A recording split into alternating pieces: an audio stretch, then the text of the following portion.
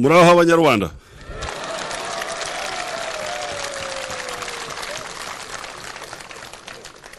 Murakomeye cyane.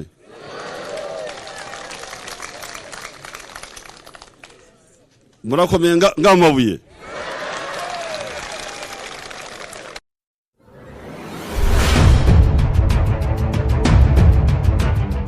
Mu mwaka w'1825 Umufaransa witwa Jean Antelme Brillat-Savarin wigeze no kuba vice president w'inteko ishinga amategeko y'Ubufaransa yaranditse ati mbwira ibyo urya ndakubwira uwo uriwe. Kuva ubwo hari imvugo yahise kwirakwira hose ku isi yuko abantu turi ibyo turya. Nukuvuga ko ibyo turya ari byo bigaragaza abo turi bo mu by'ukuri.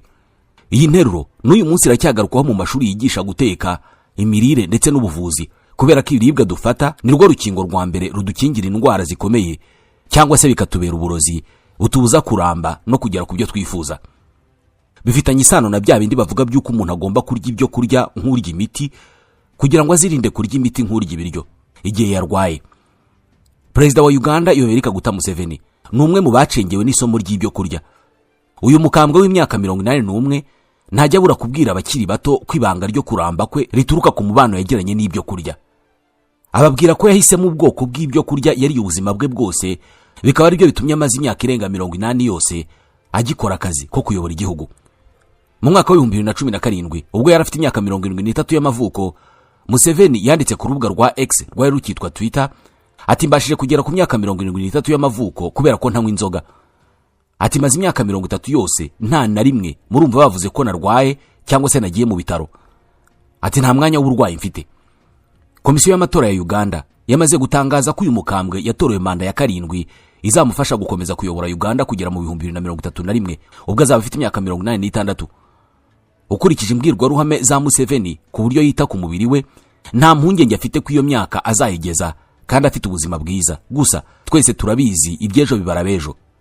Ariko se ni biki Perezida Museveni arya cyangwa sanywa bituma agera ku myaka 81 y'amavuko harimo 40 amaze ku butegetsi nta bicurane cyangwa se inkorora nk'uko abivuga?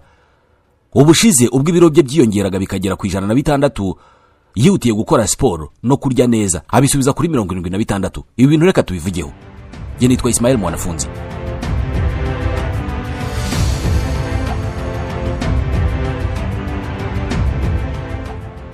Yoweri Kaguta Museveni yavukiye mu burengerazuba bwa Uganda mu gace kitwa Ntungamo hari mu kwezi kwa 9 mu 1944. Uganda yari ikiri mu bukoroni bw'Abongereza. Ako gace Museveni yavukiyemo ni agace gakorerwa mu buhinzi cyane cyane ibishyimbo, ibigori, imyumbati n'ibijumba, ari nabyo biribwa ku bwinshi muri ako gace birumvikana. Mu gihe Museveni yavukaga muri Ntungamo hahingwaga cyane uburo n'amasaka, ariko byaje kugenda bigabanuka uko iminsi yagiye ishira. Ubwoko bw'abanyankore Museveni avukamo muri icyo gihe kubera ubworozi bw'inka bakundaga kunywa amata cyane n'ibiyakomokaho, ku buryo mu bwana bwe amata n'ibiyakomokaho ngo ari byo byabatungaga cyane. Bakundaga kunywa inshyushyu ndetse n'ikivuguto, rimwe na rimwe bakarya amavuta y'inka n'ibitoki.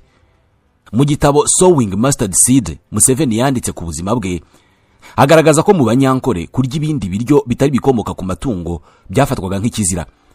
Ati hari ubwo waryaga ibiryo bisanzwe, ariko iyo wabaga wabiriye wategerezaga ko bigushiramo kugira ngo wemererwe kongera kunywa amata.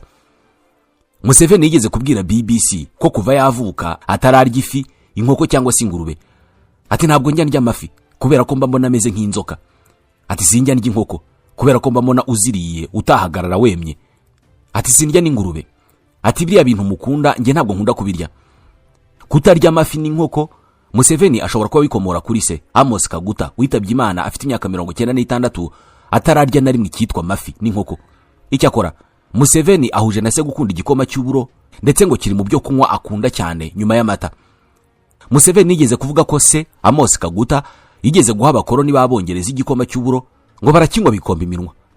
Ikinyamakuru Daily Monitor mu 2021 cyatangaje ko buri gihe Museveni yagiye hanze, no kuvuga mu mahanga, ngo yijyanira umutetsi we bwite